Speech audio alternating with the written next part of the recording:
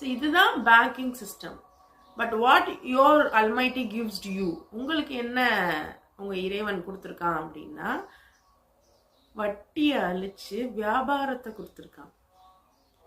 So உண்மையிலேயே நீங்க உங்களுடைய பணத்தை ஜக்காத்தாக ஆட்சியாளர்களிடம் கொடுத்துருந்தீங்க அப்படின்னா அந்த ஆட்சியாளர்கள் உங்களுடைய வாழ்க்கைய ரொம்ப சூப்பரா ஆக்கியிருப்பாங்க.